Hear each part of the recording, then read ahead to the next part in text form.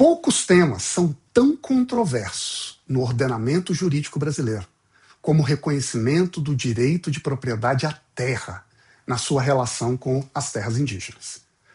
Veja só, normalmente em uma democracia o Congresso aprova leis. Uma ou outra dessas leis é questionada no Supremo, que interpreta à luz da Constituição e dá a palavra final.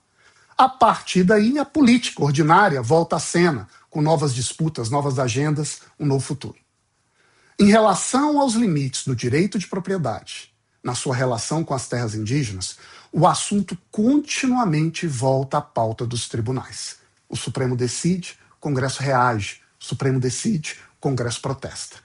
É como se em cada novo momento a mesma disputa ressurgisse, mas em um nível de sensibilidade política e constitucional superior. Veja o assunto.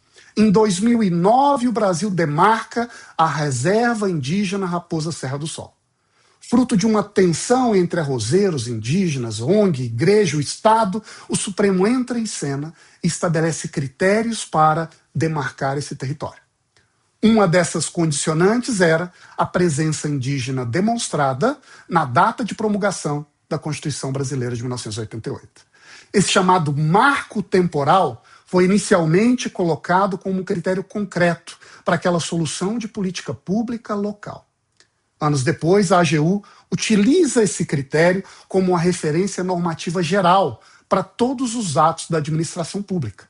A partir daí, passa a orientar as futuras demarcações de terras indígenas pela FUNAI. Até que, anos depois, em uma demarcação em Santa Catarina, o tema outra vez volta a suscitar uma disputa constitucional.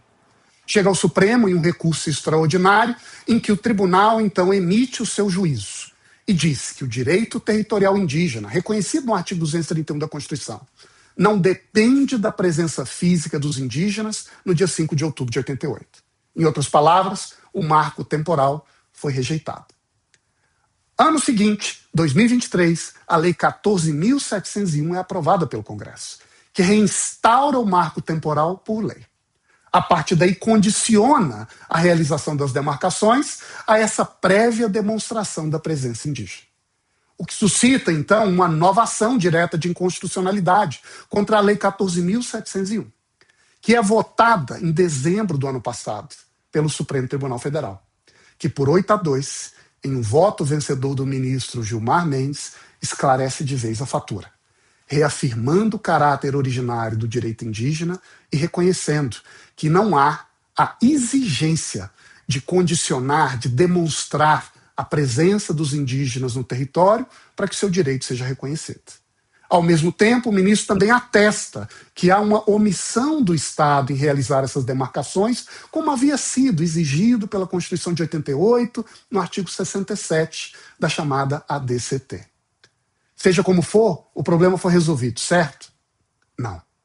Em paralelo, no Senado Federal, foi aprovado no final do ano passado a chamada PEC do Marco Temporal, que agora coloca no texto da Constituição a exigência da presença indígena nas terras até a data de promulgação da Constituição para que o direito originário dos indígenas seja reconhecido.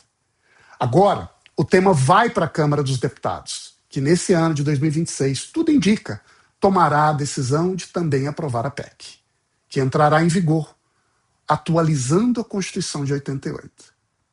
Anote, não demorará 24 horas para que uma nova enxurrada de adins recoloque o tema nos tribunais brasileiros. E o Supremo, outra vez, voltará a decidir.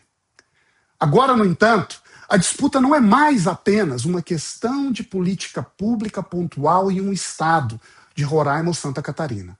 Também não é uma tensão sobre a melhor interpretação de uma lei, ou até mesmo de analisar em que medida uma lei do Congresso está conforme o texto da Constituição. A disputa é sobre o poder do Congresso de reformar a Constituição Brasileira de 1988. E, em última análise, quem tem a última palavra sobre o texto constitucional brasileiro. O que era um problema pontual se torna um problema legal, um problema constitucional e agora escala para se converter, vejam só, em uma espécie de disputa constituinte. Que os poderes se resolvam e cheguem a uma decisão. Mas anote, para a grande maioria da população brasileira que possui terras, concordar com um critério que deixa um campo aberto permanente para desapropriação de qualquer hectare, demonstrado um laudo antropológico que em algum momento um índio habitou ali, jamais será um critério ou uma forma de pacificar o Brasil.